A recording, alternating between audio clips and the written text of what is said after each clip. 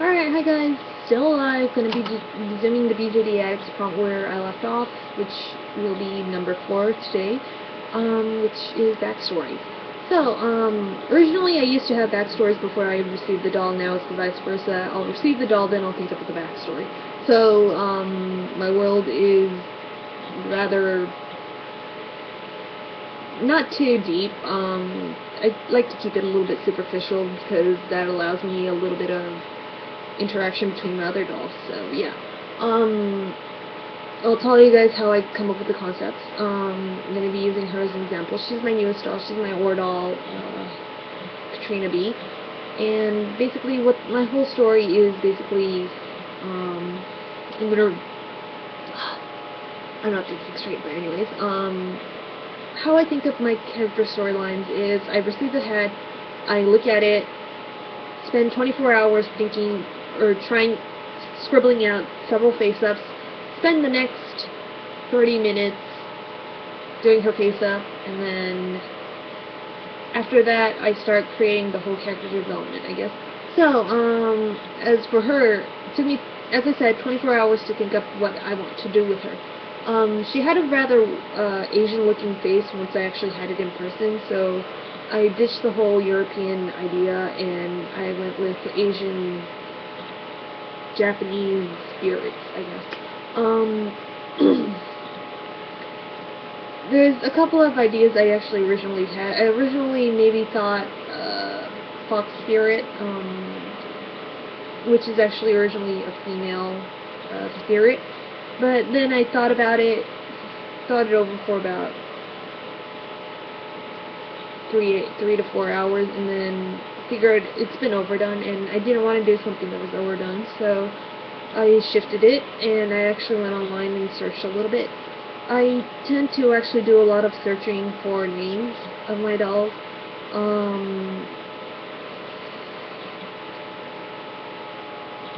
I spend, like, for example, I have 6 Remicolons, and they're all named after chocolate, but by the time I hit the 6th one, I didn't have an idea for a company name. I had to Google up chocolate company names, and, you know, I finally arrived at a few, and I guess it kept going, because, any mold that resembles the Remicolons I kind of name after chocolates these days, and it keeps going. And moving away from the chocolate family, as I said, it does take me a little bit, and I will actually go online and figure out something that hasn't been overdone and such.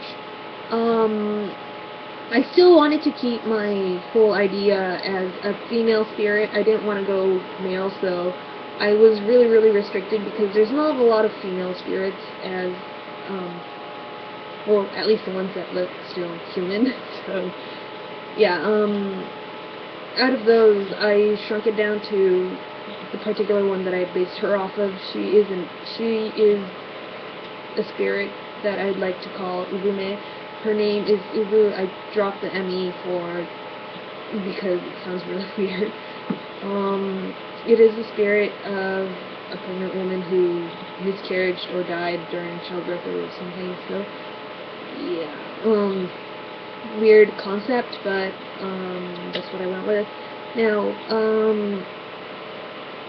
basically, the yokai itself looks a little bit like a harpy, and I have this weird image that harpy characters would look a little bit, I guess, bright, so I tried this wig, and it's been stable on her for a little bit. Hopefully before I decide to do her final one, she stays this way. If not, basically what happens is that I'll have a whole change of wig and a genre of face-up. It takes about 2 to 3 weeks, I guess, in this mock face-up trial to see if I still like it this way, and if I don't, I'll change it and then keep going. That gets kind of repetitive. I do it at least 4 to 5 times. If I don't really like it, I will wipe it off immediately. My Navarro Hardhead has been blank because of that. I've never found a face-up that I really enjoyed on him.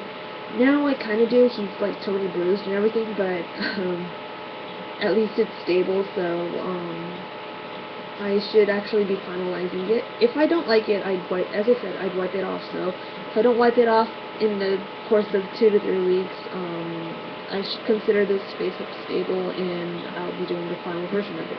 That's how I create my whole characters. Now, the backstories, as I said, I like to be superficial. I just kind of create the character, what it's based off of, and then just because I want to let them intermingle, human or not, I kind of have the whole idea loose, and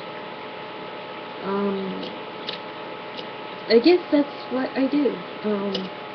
Not too deep of a backstory because those would make it hard, and because I try to keep it as one big happy family, pretty much. As long as they're in my house, they all intermingle, whether they be tiny dolls, like, I don't know, Wanda Frogs to BJD, so,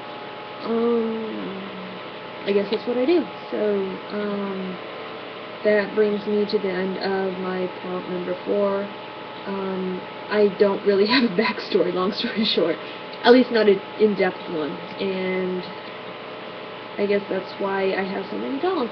Anyways, that will conclude my BJD Addicts Prompt, and I will catch you guys again. Bye-bye.